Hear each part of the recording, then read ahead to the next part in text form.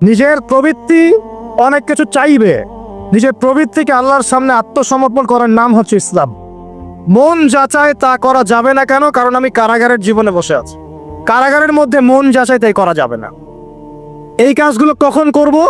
আমি বিয়ে শাদী করার পরে করব।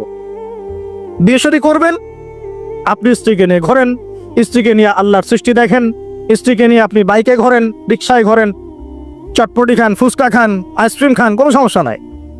এবার তো যুবকরা বলবো যে ভাই বিয়ে শাদী তো দেয় না, কি করব? আমি পরামর্শ দিচ্ছি বড় ভাই হিসেবে, প্রথমে হালাল রিজিকের সোর্স করতে হবে। রিজিকের সোর্স না করে বিয়ে করা যাবে না, আত্মসম্মান থাকবে না। তাহলে পুরুষ মানুষের আত্মসম্মান কখন চলে যায়? যখন হাত পাততে হয় তখন। যখন আপনি রিজিকের সোর্স তৈরি করেছেন, আপনি স্বাবলম্বী, আপনি মাশাআল্লাহ মাসে 10-20-30 হাজার টাকা আর্ন করেন বা 1 লাখ 2 লাখ টাকা আর্ন করেন, আলহামদুলিল্লাহ, কারো কাছে হাত পাততে হয় না, সবাই দেখবেন আপনাকে সম্মান দিবে।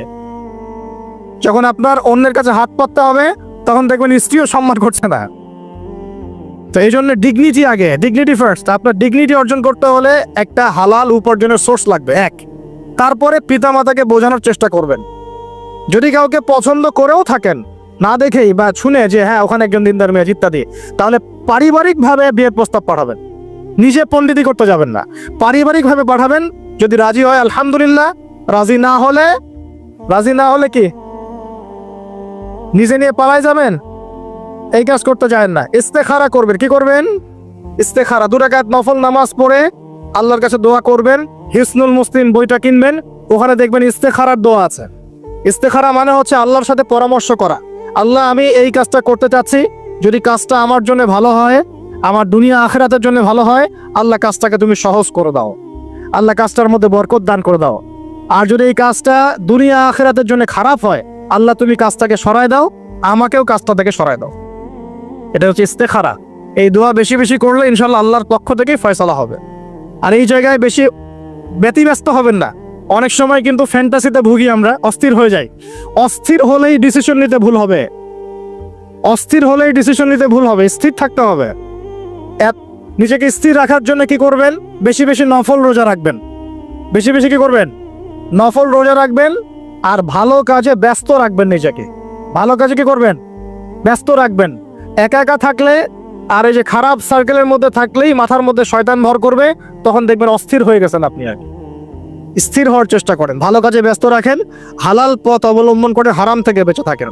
এখন যে জায়গায় আসছিলাম, এখান থেকে আস্তে আস্তে শেষের দিকে যাব। দেখুন, আল্লাহ পাক যে বিষয়গুলোকে ভালোবাসতে বলেছেন আমি ভালোবাসবো, এই ভালোবাসা জায়েজ, হালাল। এই ভালোবাসার উদ্দেশ্য আল্লাহ সন্তুষ্টি অর্জন করা। এই ভালোবাসার উদ্দেশ্য এই নয় যে আমি যাকে ভালোবাসি তার কাছে আমি কিছু প্রত্যাশা করছি। না, আমি কিছু প্রত্যাশা করছি না, আমি প্রত্যাশা করছি আল্লাহর সন্তুষ্টি। তখন দেখবেন সে আপনাকে কষ্ট দিলেও আপনি সবর করতে পারবেন। কেন সবর করতে পারবেন? কারণ আপনি তো আল্লাহর সন্তুষ্টির জন্য তাকে ভালোবাসছেন, আপনার তো কোনো স্বার্থ নাই।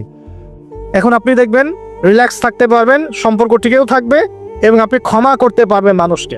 যখন নিজের চাওয়াটাকে আপনি ইনফোর্স করতে চাইবেন, তখন কিন্তু আপনি এই সম্পর্ক নষ্ট করে ফেলতে পারেন, কারণ আপনি হক পাচ্ছেন না। সামনে আসেন। এবার আমরা কি ওয়াদা করতে পারি যুবক ভাইরা? তো ইনশাআল্লাহ তাআলা আমরা হারাম পথে যাব না, হালাল পথে থাকবো। পশ্চিমাদের এই মদতপুষ্ট এই সো কল ভালোবাসা দিবসের এই শোতে আমরা গা ভাসাবো না। আমরা কি ওয়াদা করতে পারি? আমরা কি ওয়াদা করতে পারি যে ইনশাআল্লাহ আমরা হালাল ভাবে বিয়ে শাদী করবো, কোনো হারামে যাব না ইনশাআল্লাহ? এই সমাজ থেকে জেনা বন্ধ করতে হবে, এই সমাজ থেকে ফ্রি মিক্সিং বন্ধ করতে হবে, এই সমাজ থেকে সমস্ত পতিতালয়কে বন্ধ করতে হবে। বন্ধ করে আমরা সামাজিক উদ্যোগ নিয়ে, প্রয়োজনে আমাদের পলিটিক্যাল পাওয়ারকে কাজে লাগিয়ে সমস্ত পতিতালয়গুলো বন্ধ করে ওই মেয়েদের রিজিকের জন্য আমরা বিকল্প ব্যবস্থা করবো ইনশাআল্লাহ। আমরা টাকা পয়সা একত্রিত করে তাদের জন্য কর্মসংস্থান করতে পারি না? এইগুলো কাজ করে নারীর অধিকার প্রতিষ্ঠা করা যায় না? নাকি রাস্তাঘাটে গেলে স্লোগান দিয়ে প্রতিষ্ঠা করা যাবে? সমস্ত যে নোংরা জায়গাগুলো আছে এগুলো বন্ধ করে ওই মেয়েরা কিন্তু কারো মা, ওরা দেখবেন কারো বোন, কারো স্ত্রী বা কারো সহধর্মিনী কিছু একটা হবেন।